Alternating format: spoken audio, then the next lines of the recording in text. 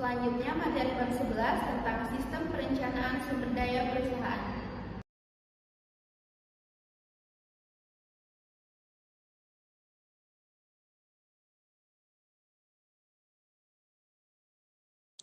Sistem ERP. Sistem ERP adalah paket peranti lunak bermodul yang berevolusi dan sistem perencanaan sumber daya perusahaan tradisional atau Manufacturing Resource Planning (MRP2). Istilah ERP dianut oleh Gartner Group yang telah secara luas digunakan. Tujuan dari ERP adalah mengintegrasikan berbagai proses utama perusahaan seperti entry pesanan, produksi, pengadaan, dan utang usaha, penyajian, dan sumber daya manusia. Dengan melakukan hal tersebut, sistem komputer dapat melayani berbagai kebutuhan berbeda tiap area fungsional. Mendesain sebuah sistem untuk melayani semua orang berarti mengambil alih sebagian yang sangat besar. Aplikasi inti ERP. Aplikasi inti atau core application adalah aplikasi yang secara operasional mendukung aktivitas rutin perusahaan.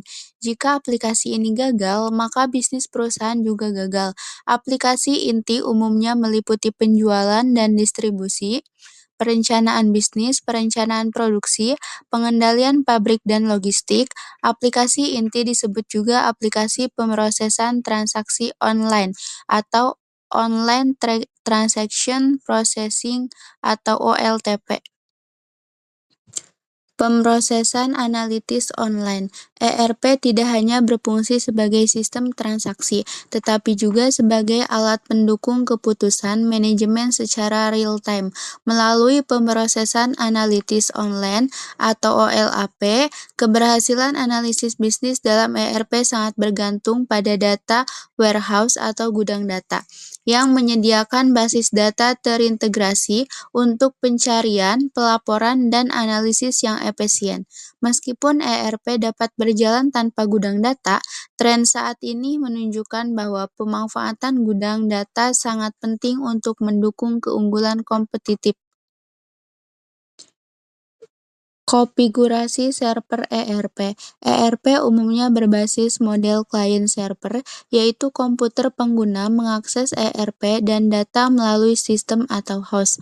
Arsitektur utamanya terdiri dari model 2 tingkat atau two-tier, server yang menangani aplikasi dan basis data. Klien menampilkan data, input dikirim kembali ke server.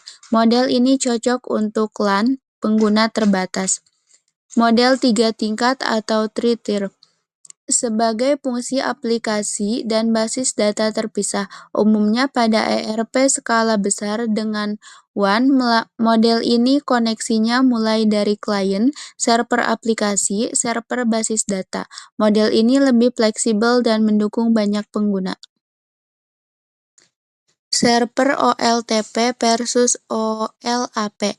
Ketika mengimplementasikan sistem ERP yang akan melibatkan gudang data, maka harus dilakukan pembedaan yang jelas antara berbagai jenis pemrosesan data, pemrosesan transaksi online, dan pemrosesan analitis online.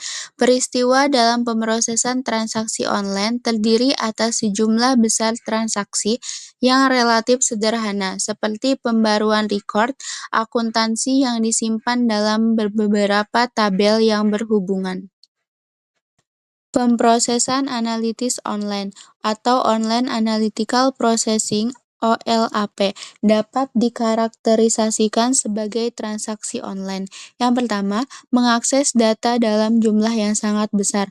Contohnya, data penjualan dalam beberapa tahun. Kedua, menganalisis hubungan antar berbagai jenis elemen bisnis seperti penjualan, produk, area geografis, dan saluran pemasaran. Ketiga, melibatkan data teragregasi seperti volume penjualan, anggaran, dan dana yang dikeluarkan. Keempat, membandingkan berbagai data teragregasi dalam beberapa periode waktu hierarkis, contohnya bulanan, triwulan, tahunan. Yang kelima, menyajikan data dalam berbagai perspektif yang berbeda, seperti penjualan berdasarkan wilayah, penjualan berdasarkan saluran distribusi, atau penjualan produk. Keenam, melibatkan perhitungan yang rumit antar berbagai elemen data. Ketujuh, merespon dengan cepat permintaan pengguna hingga dapat melakukan proses pemikiran analitis tanpa dihalangi oleh penundaan sistem. Konfigurasi basis data. Konfigurasi basis data ERP terdiri atas ribuan tabel yang saling terhubung dengan berbagai proses bisnis. Tim implementasi biasanya memilih tabel dan proses sesuai dengan kebutuhan perusahaan. Dalam penerapannya, proses bisnis lebih sering disesuaikan dengan struktur ERP daripada memodifikasi sistem ERP itu sendiri, sehingga perusahaan merekayasa ulang alur kerjanya agar sesuai dengan kerangka yang diterapkan ERP.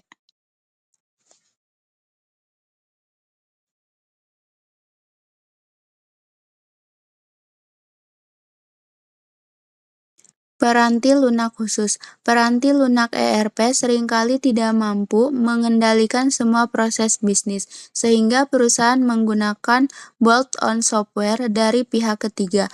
Pengguna perlu hati-hati agar tetap selaras dengan ERP utama, dan umumnya pemasok besar sudah menyediakan mitra penyedia perangkat tambahan ini. Contohnya, perusahaan yang mengambil pendekatan yang lebih independen yaitu Domino's Pizza. Tahun 1998, distribusi Domino's Pizza 338 juta pizza. Produksinya rata-rata 4,2 juta adonan per minggu di 18 pusat distribusi. Menggunakan sistem ERP dan peranti lunak khusus untuk efisiensi rantai pasok. Memakai aplikasi tambahan dan modifikasi ERP untuk mendukung distribusi serta rantai pasok yang kompleks. Melalui manajemen rantai pasokan (SCM), seluruh aktivitas produksi hingga pelangganan dapat terintegrasi sehingga perusahaan lebih efisiensi dan kompetitif. Manajemen rantai pasok.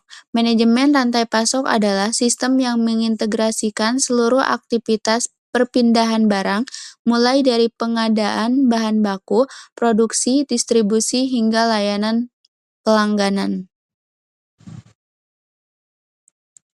Pemodelan data untuk gudang data. Gudang data lebih mengutamakan efisiensi dan kecepatan analisis dibandingkan konsistensi relasi antar tabel. Jika normalisasi penting pada basis data operasional untuk mencegah anomali, maka pada gudang data lebih sesuai karena bersifat historis dan statis. Gudang data yang berisi data yang denormalisasi. Gudang data berisi data historis bersifat statis sehingga tidak membutuhkan normalisasi tabel yang rumit. Denormalisasi lebih sesuai digunakan karena dapat mempercepat query dan analisis sekaligus menyederhanakan proses pengolahan data dalam skala besar. Mengekstraksi data dari basis data operasional. Ekstraksi data adalah proses pengumpulan data dari berbagai basis data operasional, file data, arsip, dan berbagai sumber data eksternal. Untuk data berlebihan digunakan teknik change, data capture, atau menangkap hanya data yang berubah. Mengekstraksi gambaran singkat versus data yang distabilisasi. Mengekstrasikan gambaran singkat menampilkan dinamika aktivitas bisnis pada waktu tertentu, sedangkan data distabilisasi mencatat transaksi yang sudah selesai dan masuk gudang data. Keduanya penting untuk analisis tren, persediaan, piutang, kas, dan kinerja penjualan. Pembersihan data yang diekstraksi. Pembersihan data yang diekstraksi dilakukan dengan menyaring dan memperbaiki data yang tidak valid sebelum dimasukkan ke dalam gudang data. Kesalahan yang sering muncul berupa salah eja, file kosong, data yang tidak logis, maupun perbedaan format. Proses ini juga mencakup penyamaan istilah bisnis dan atribut data agar konsisten. Tujuannya adalah menjaga integritas data sekaligus mempermudah proses analisis. Transformasi data ke dalam model gudang. Transformasi data ke dalam model gudang dilakukan dengan mengubah data menjadi tampilan ringkas agar efisien. Ringkasan ini dapat disusun berdasarkan periode tertentu seperti mingguan, bulanan, hingga tahunan, sehingga memudahkan pengambilan keputusan dan analisis tren bisnis. Pemindahan data ke dalam basis data gudang. Gudang data harus dipisah dari basis data operasional untuk efektivitas diantaranya. Pertama, efisiensi internal. Pemisahan diperlukan karena struktur sistem transaksi dan sistem analisis berbeda. Transaksi fokus pada kinerja cepat, sedangkan analisis butuh data terstruktur untuk tren. Kedua, integrasi sistem warisan. Banyak perusahaan masih memakai sistem lama, seperti mainframe atau VSAM. Gudang data memudahkan integrasi data lama dengan sistem modern untuk analisis menyeluruh. Ketiga, konsolidasi data global. Globalisasi mendorong kebutuhan informasi lintas entitas bisnis. Gudang data membantu perusahaan global menghadapi kompleksitas bisnis.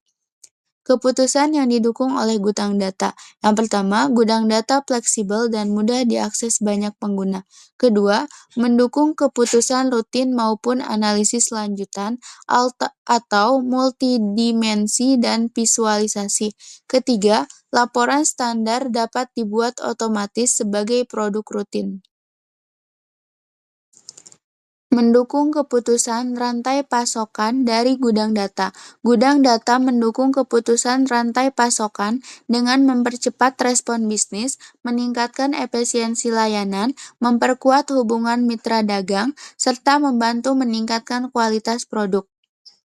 Resiko implementasi ERP dan Big Bang versus bertahap. ERP menawarkan banyak manfaat namun tidak dapat menyelesaikan semua masalah. Perusahaan dan beresiko menimbulkan kegagalan bila tidak dikelola dengan baik. Dalam penerapannya, terdapat metode Big Bang dilakukan secara cepat dan menyeluruh, memberikan manfaat luas namun beresiko tinggi karena dapat menimbulkan penolakan, gangguan sistem, serta beberapa data yang besar. Sebaliknya, metode bertahap lebih aman karena perubahan dilakukan sedikit demi sedikit, sehingga adaptasi lebih mudah dan risiko kegagalan dapat diminimalkan.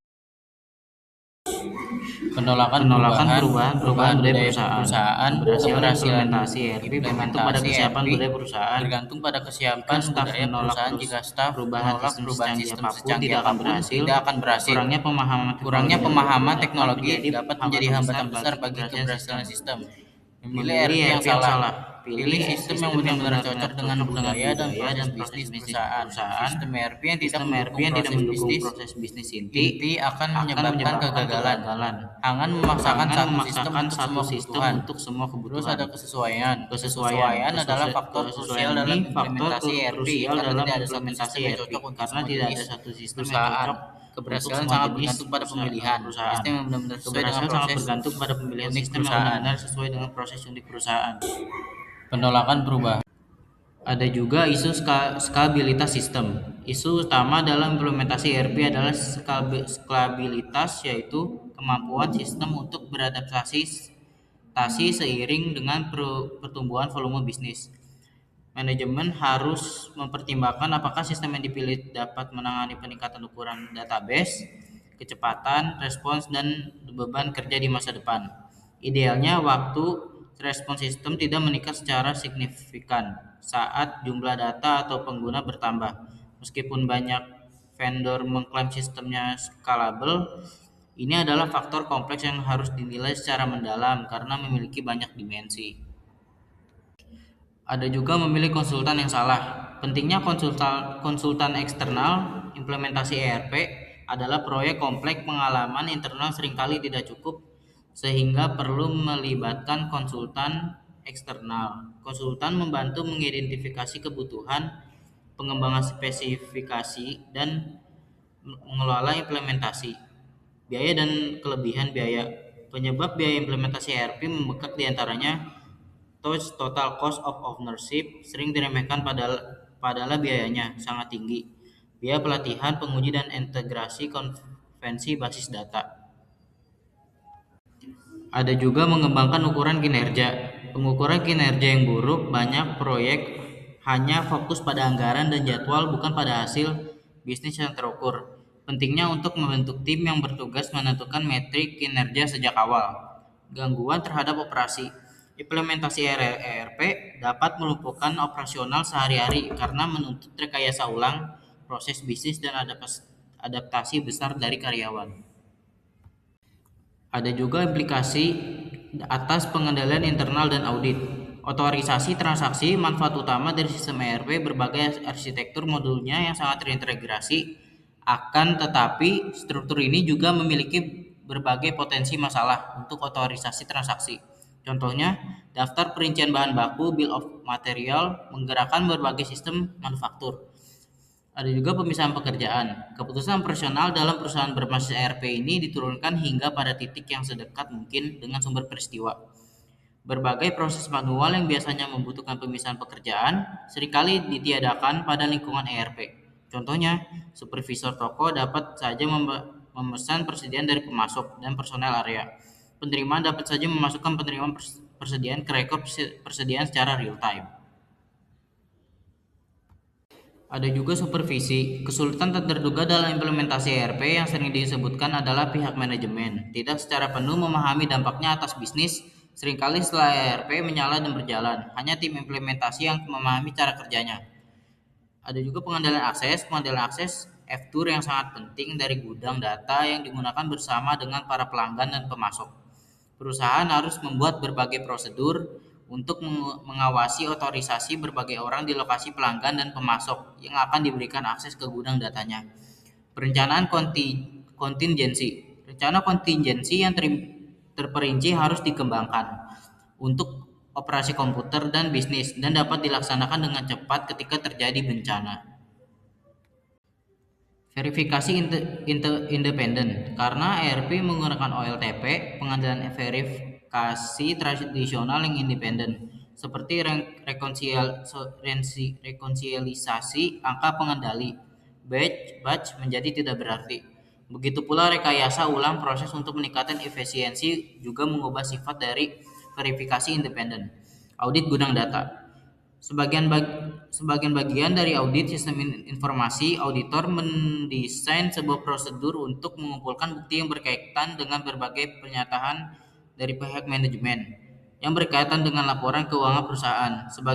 Bagian dari prosedur ini, auditor seringkali melakukan tinjauan analitis atas berbagai saldo akun untuk mengidentifikasi hubungan antara berbagai akun dan risiko yang jika tidak dianalisis tidak akan terlihat.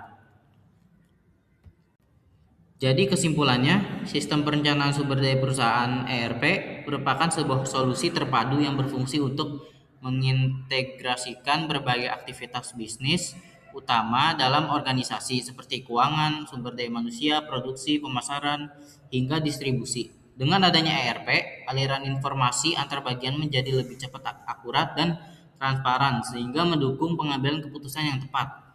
Penerapan ERP membantu perusahaan meningkatkan efisiensi operasional, mengurangi biaya, meminimalkan duplikasi data, serta memperbaiki koordinasi antar departemen. Namun keberhasilannya penerapannya sangat bergantung pada kesiapan sumber daya manusia, komitmen manajemen, serta penyesuaian proses bisnis agar sesuai dengan sistem yang digunakan.